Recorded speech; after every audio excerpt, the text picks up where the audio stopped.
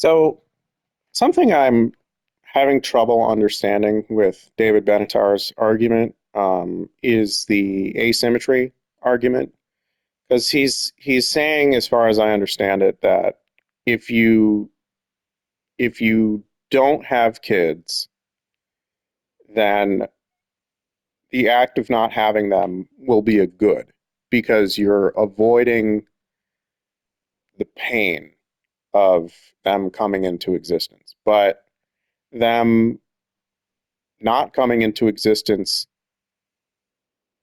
uh, they also avoid the positives. So, like on Mass, you might feel like your life is positive, so you were happy that you came into existence. But he says that's not bad because there's no one to miss it.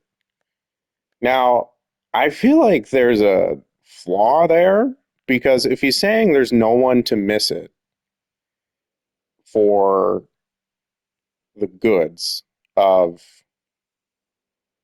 uh, coming into existence, then it seems to me he would also have to say that of the bads of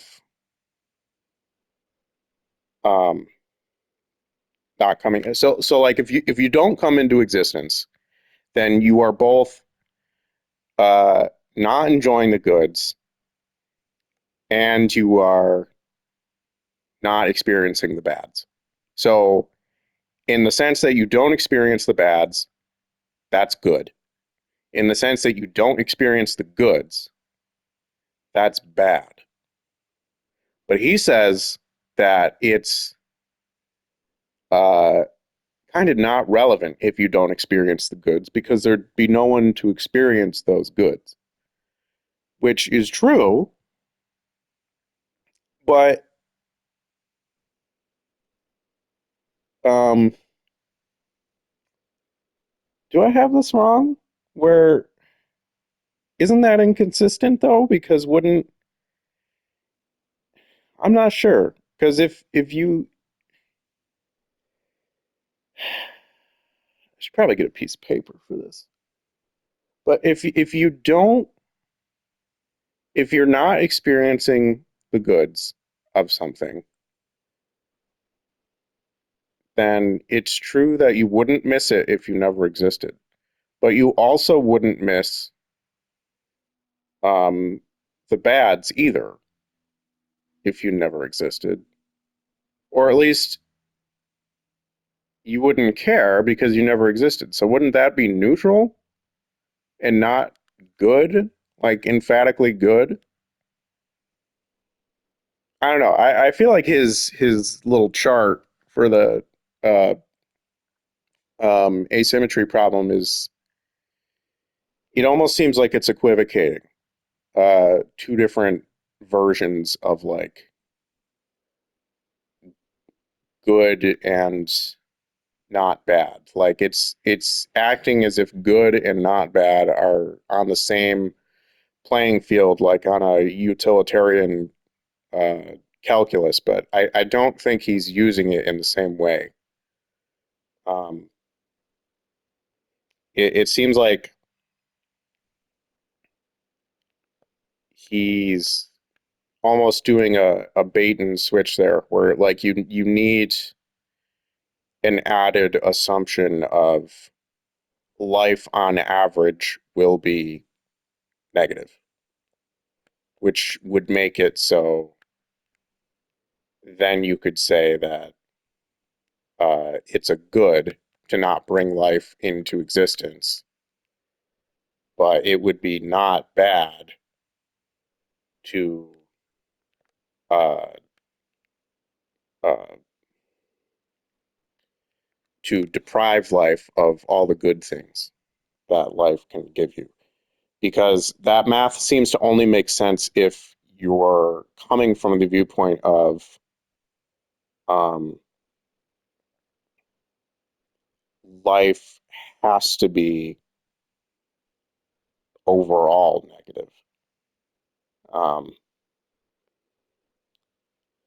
because if it isn't overall negative, then it seems to me you could equally say that it is both good if you deprive life of bads and bad if you deprive life of goods. Um, so I don't know. I kind of find it difficult to follow his logic there. I do agree that overall life can be pretty bad, and I think people are also pretty deluded in how bad their life is because we have all these mechanisms to avoid that. But on the other hand, you could say that to be devil's advocate here, you could just say that, well, what's it matter? If people enjoy their life, then wouldn't that be good? Um,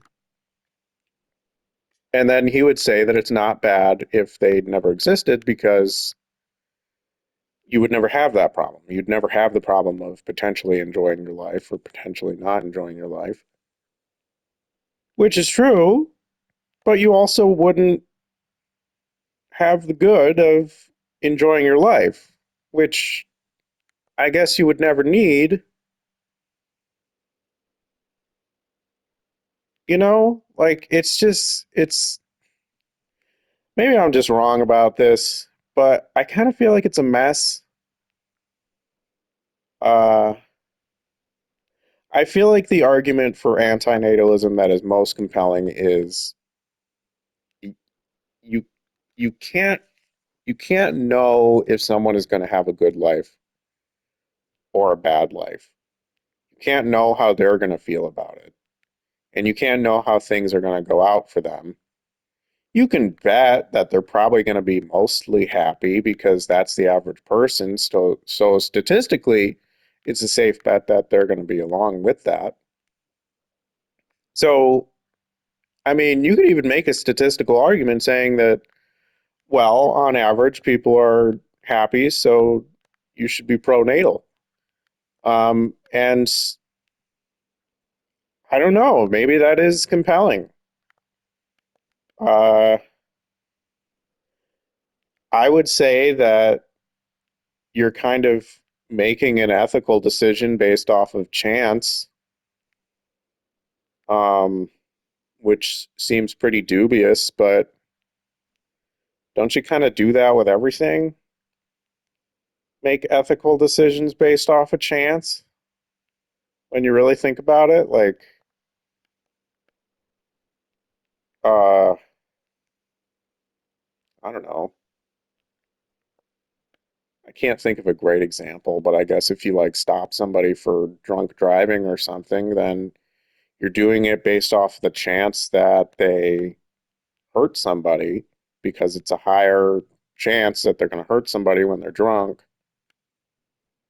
So that's kind of based off a chance too. So I guess I can't say that like, oh, it's not good to base an ethical argument off of chance.